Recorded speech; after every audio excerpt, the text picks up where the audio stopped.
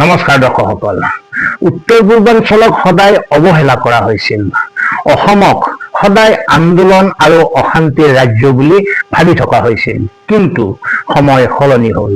আজি প্ৰতিজন অসমীয়াই বুকু ফিন্দাই ক'ব পৰা দিন আহিল।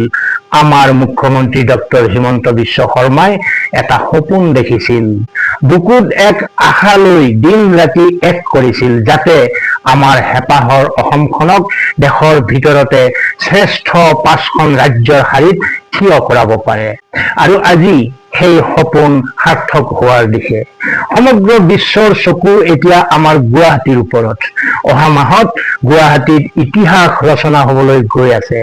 ভাৰত আৰু জাপানৰ প্ৰধানমন্ত্ৰীৰ ভৰিৰ ধূলিৰে ধন্য হ'ব অসমৰ মাটি।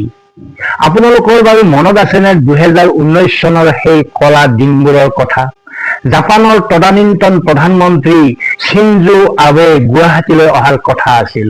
আমাৰ চহৰখন কইনাৰ দৰে সজোৱা হৈছিল, কিন্তু কা আন্দোলনৰ নামত একাংশ আমাৰ মাজৰে লোকে পৰিৱেশ পৰিস্থিতি উত্তপ্ত কৰি তুলিছিল।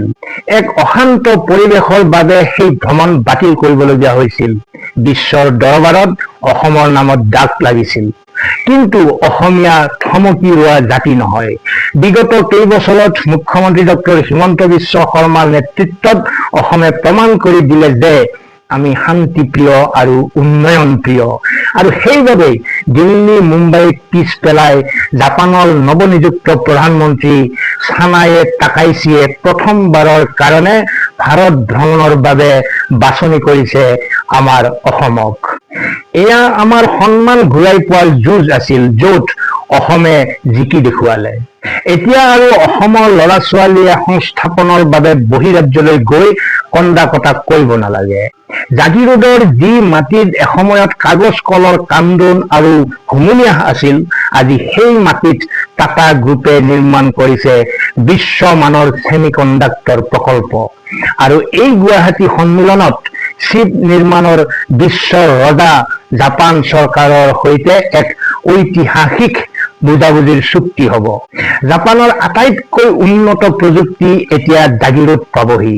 গুজৰাট বা বাংগালোৰৰ দৰে এতিয়া আমাৰ অসমৰ বুকুত বিশ্বৰ আটাইতকৈ ডাঙৰ টেকনলজি হাব গঢ়ি উঠিব।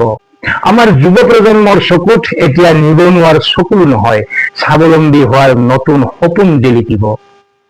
ব্ৰহ্মপুত্ৰৰ ওপৰত নিৰ্মাণাধীন ভাৰতৰ আটাইতকৈ দীঘল ধুবুৰী ফুলবাৰী দলঙৰ পৰা আৰম্ভ কৰি গুৱাহাটীৰ পানী যোগান আঁচনিলৈকে জাপানে অসমৰ মাটিত হাজাৰ হাজাৰ কোটি টকা ঢালি দিবলৈ সন্মত হৈছে। কিয়নো তেওঁলোকেও বুজি পাইছে অসম এতিয়া ভাৰতৰ হৃদস্পন্দন। মুখ্যমন্ত্ৰী ডক্টৰ হিমন্ত বিশ্ব শৰ্মাই দিনে নিশাই যি পৰিশ্ৰম কৰিছে, তাৰ ফল আজি অসমে বিশ্বৰ দৰবাৰত পাবলৈ গৈ আছে। অসম এতিয়া আৰু দেশৰ পিছপৰা ৰাজ্য হৈ থকা নাই। অসমে এতিয়া সমগ্ৰ ভাৰতবৰ্ষক অৰ্থনৈতিকভাৱে নেতৃত্ব দিবলৈ সাজু হৈছে। বন্ধুসকল, আপোনাৰ বুকুখনো আজি এজন অসমীয়া হিচাপে গৌৰৱেৰে নিশ্চয় ফুলি উঠিছে। আপুনি ভাবেনে এই ঐতিহাসিক সন্মিলনে মুখ্যমন্ত্ৰীৰ সেই শ্ৰেষ্ঠ 5খন ৰাজ্যৰ এখন কৰাৰ সপোন সম্পূৰ্ণ কৰিব? আপোনাৰ মনৰ আবেগ কমেণ্ট বক্সত নিশ্চয় লিখিব। আজিলৈ আহিছো, এনেধৰণৰ ভিডিঅ' লৈ মই আকৌ আহিম। তেতিয়ালৈকে আজ্ঞা দিয়ক। ধন্যবাদ।